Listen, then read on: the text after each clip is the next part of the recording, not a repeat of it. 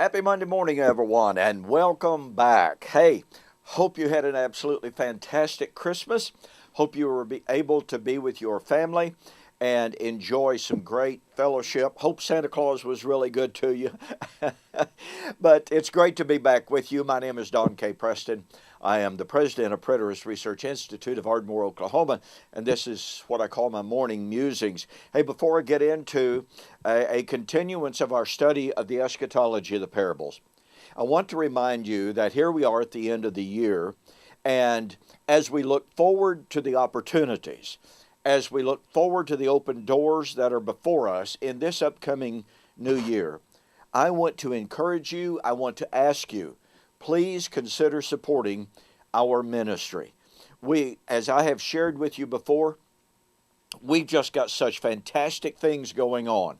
The covenant eschatology is spreading, it's everywhere, and Lord willing, if nothing happens, if plans go like we want them to, William Bell and I will be going to both Ethiopia as well as India in this new year, and there's another trip that is sort of kind of out there that we certainly hope takes place.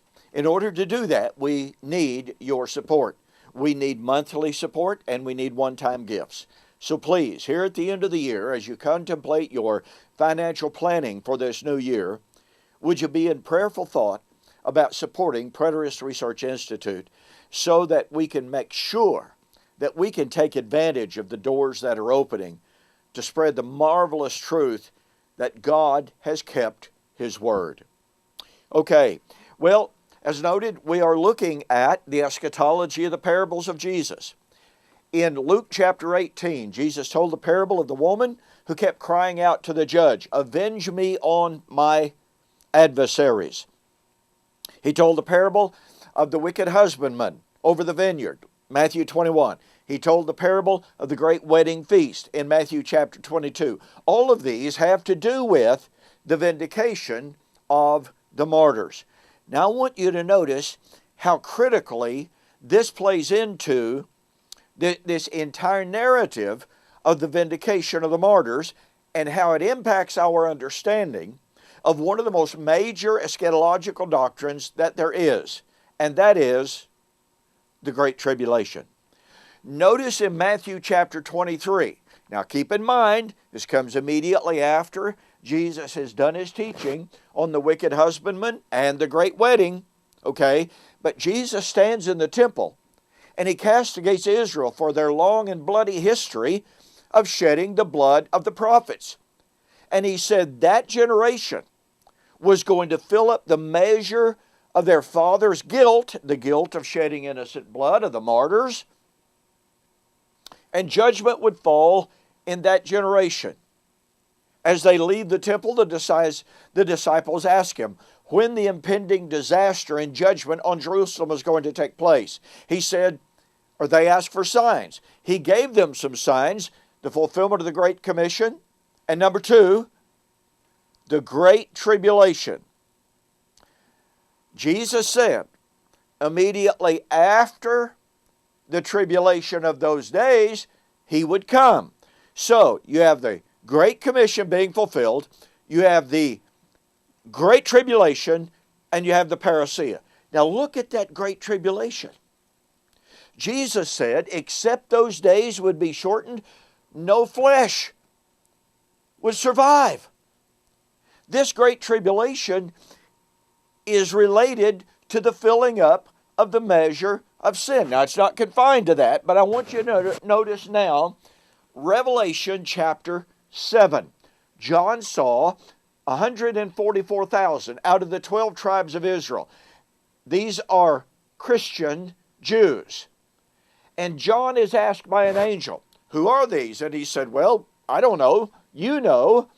And the angel responded, these are they who follow the Lamb wherever He goes.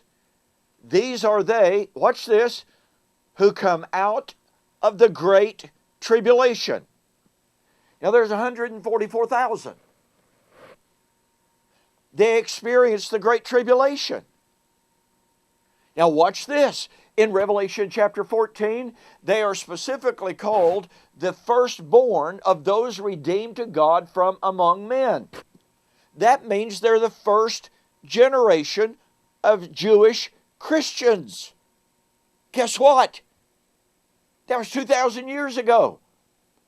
That means the Great Tribulation, including the filling up of the measure of the number of the martyrs for the eschatological consummation, was in the first century. The 144,000 would experience the Great Tribulation. They're martyrs. They're considered martyrs. But then you find the great multitude. That's the rest of the martyrs. The eschatological measure of the martyrs. But you see, the 144,000 come through the Great Tribulation. And they are the firstborn, the first fruit of those redeemed to God from among men. Folks, that means the vindication of the martyrs at the day of the Lord. And it means the filling up of the measure of the number, the eschatological number of the martyrs had to be in the first century, because John was told the 144,000 who would go through the Great Tribulation were the first fruit. They were the first ones redeemed to God from man. Hey, I developed this extensively in my book, Blast from the Past, The Truth About Armageddon. I also developed the martyr vindication motif in my book, We Shall Meet Him in the Air, The Wedding of the King of Kings. Go to my website, order these two books, and I'll pay your shipping.